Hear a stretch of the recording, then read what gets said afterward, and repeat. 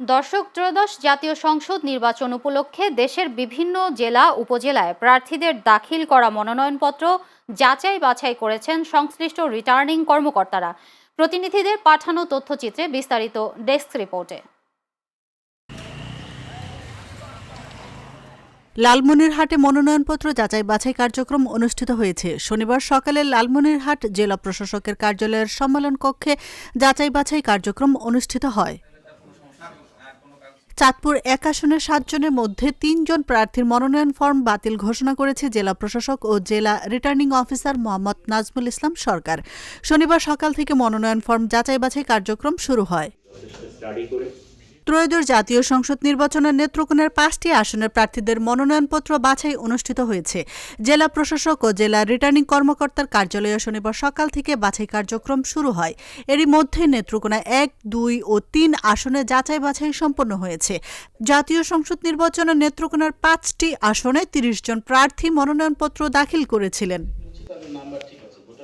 বরগুনা ১ ও বরগুনা ২ আসনের সকল প্রার্থীদের মনোনয়নপত্র যাচাই বাছাই অনুষ্ঠিত হয়েছে।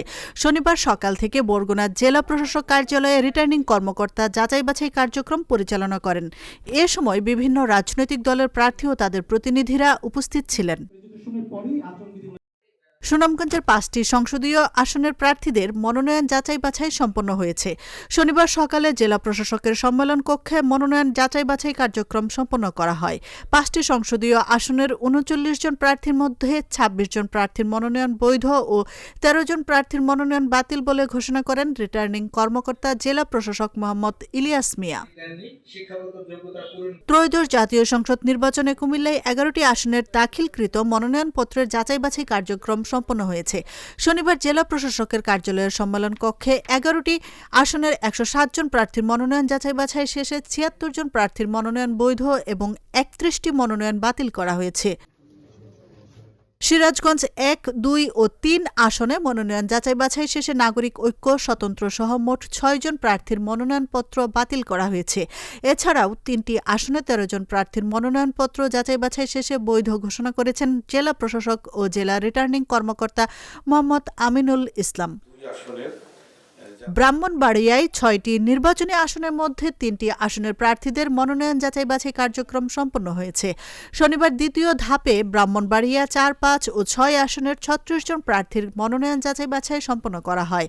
যাচাই বাছাই শেষে ৩৬ জন প্রার্থীর মধ্যে ৭ জন স্বতন্ত্র প্রার্থীর ভোটার তালিকায় ১% ভোটারের স্বাক্ষর জটিলতায় প্রার্থিতা বাতিল করা হয়। বাগেরহাটে ৯৫, ৯৬, ৯৭ ও ৯৮ ৪টি সংসদীয় আসনে দাখিলকৃত মনোনয়নপত্রের যাচাই বাছাই সম্পন্ন হয়েছে। শনিবার দুপুরে জেলা প্রশাসকের সম্মেলন কক্ষে মনোনয়ন যাচাই বাছাই শেষে জেলা রিটার্নিং কর্মকর্তা গুলাম মোহাম্মদ বাতেন ৩২ জন প্রার্থীর মধ্যে ৫ জনের মনোনয়নপত্র বাতিল ঘোষণা করেন। রাজবাড়ীর ২টি সংসদীয় আসনে দাখিল করা ১৬ জন প্রার্থীর মধ্যে ১১ জনের মনোনয়নপত্র বৈধ ঘোষণা করা হয়েছে।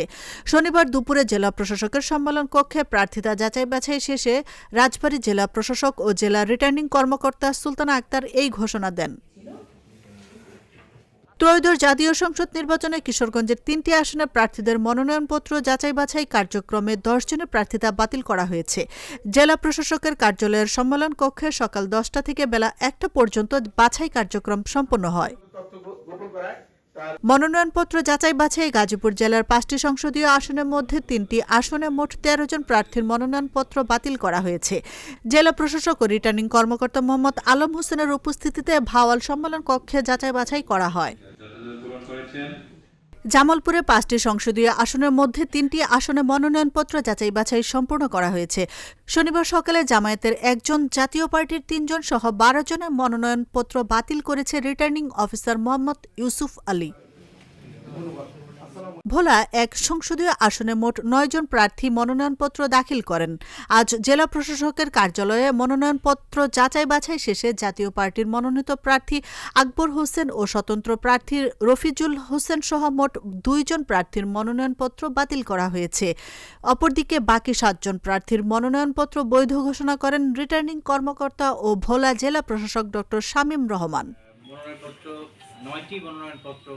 আশরাফুন্নাহার মালা, চ্যানেল এস, নিউজ ডেস্ক। স্বাক্ষর না করায় এটি মনোনয়নপত্রটি গ্রহণ করা সম্ভব।